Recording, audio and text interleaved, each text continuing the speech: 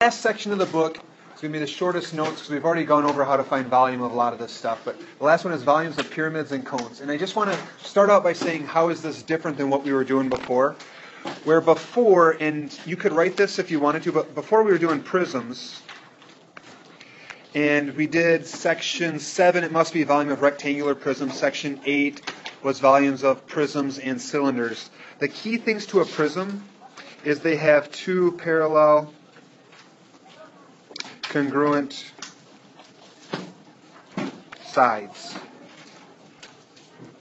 Or for those, basically those two parallel congruent sides are what we call the bases.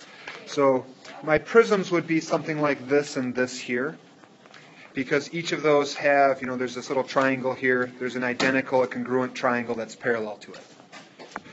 Then my other one here, my other prism, we have this rectangular, maybe square shape on the top, rectangular on the bottom.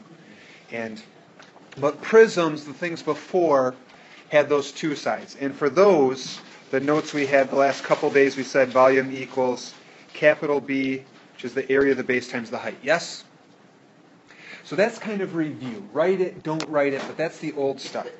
The new stuff is taking and looking at those same pictures and is saying, all right, now, if I take this one here, keep the bottom base the same, so I have the same bottom base here, but now if instead of going all the way to the top, I go up to this point, so I have my prism something like that, being this one, what happens to the volume? It's less for sure, but how much is it? So this new thing, we'll get into our pyramids and cones. Maybe I'll put it in green, why not? So pyramids and cones. The difference here is they're really just going to have one base. And you can see that in the picture, that pyramids and cones, we have one pyramid right here, and it has this base at the bottom, and then comes up to a point.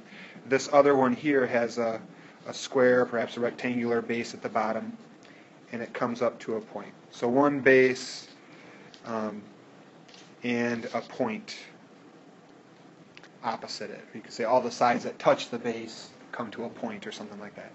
Now the key is the new equation, and it's on that bookmark that you have, volume equals 1/3 times B times H. And what they're really saying is if I were to take and look at this bottom picture here, that if you could figure out the volume of that one on the left, it would end up being 1/3 of the volume of the one on the right. So really you could look at it as though we're figuring out the volume of the whole prism, that equation there, and then you just divide by 3, you cut it in thirds. And it's the same exact sort of thing if you were to look at like a cone and a cylinder. The cone, for this one here, we do that volume equals 1/3 base times height. That takes up 1/3 of the volume of our cylinder, which would be volume equals area of the base times the height. Yes, question? The last thing I want to point out real fast is the height. That's the distance, the shortest distance from the base to the point. It's not the slant height. So this here is not the slant height. And maybe that goes without saying, but I just thought that maybe would be a pitfall for people. So it's just the height, shortest distance from the base to the point. Any questions?